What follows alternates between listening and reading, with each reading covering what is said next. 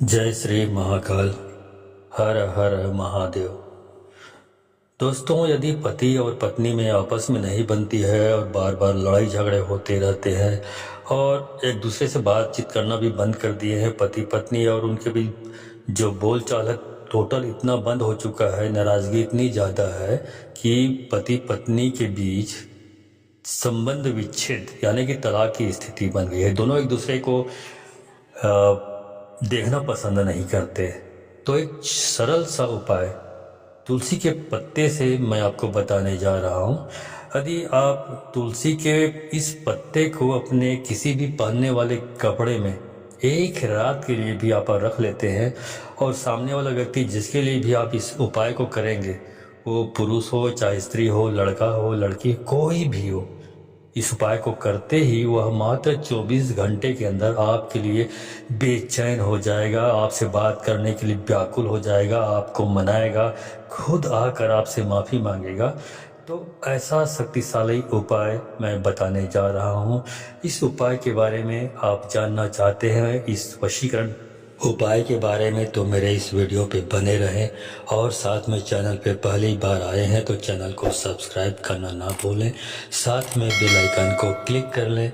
Bell icon को click करने के बाद जो ऑल का ऑप्शन आता है उसे भी क्लिक कर लें, ताकि आपको मेरी आने वाली इस प्रकार की हर गुणतम विद्या के बारे में जानकारी आपको सर्वप्रथम मेरे यूट्यूब वीडियो के माध्यम से आपको प्राप्त होती रहे। इस वशीकरण उपाय को आपको एक बार जरूर करके देखना चाहिए।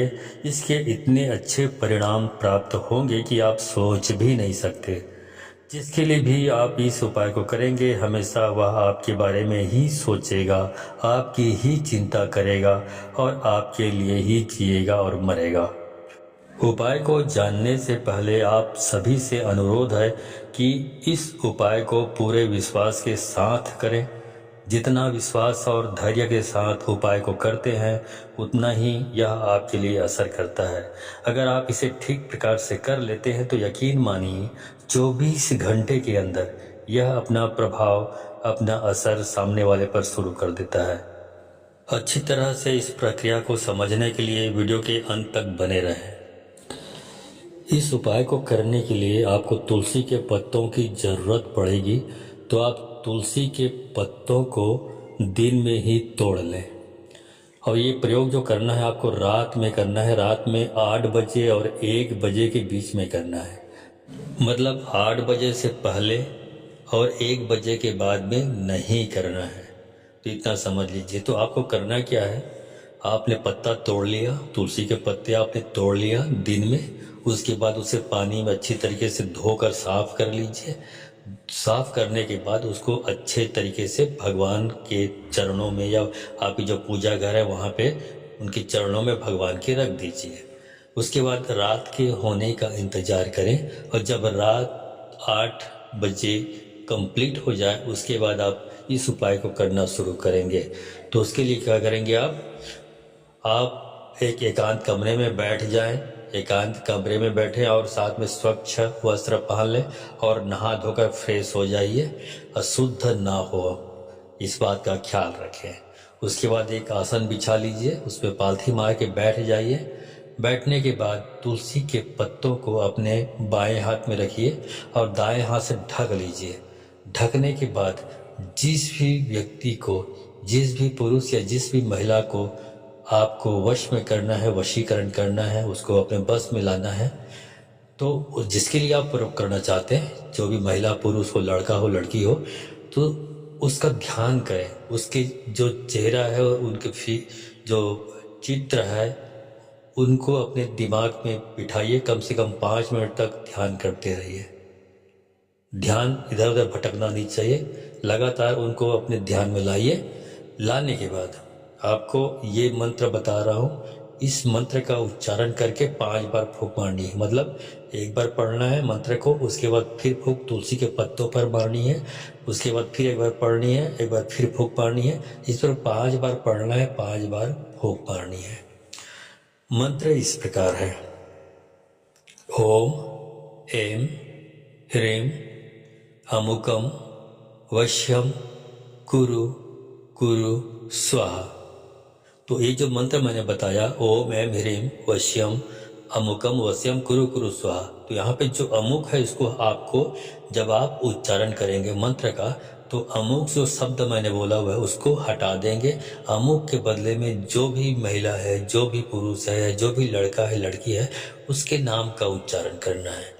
कुल मिला के मतलब ये हुआ कि जैसे मैंने बोला है वैसे ही नहीं बोलना है, अमुक को हटा देना, उसके बदले में लड़की लड़का का नाम आपको इस्तेमाल करना है, जिसको आप जिसके लिए आप प्रयोग करना चाहते हैं। ठीक है, तो इस प्रकार से इस मंत्र को पढ़ेंगे, तुलसी के पत्तों पे फूंक मारेंगे, फिर एक बार पढ़ेंगे, फिर फूंक मारेंगे, इस प्रकार 5 बार पढ़कर 5 बार फूंक मारेंगे।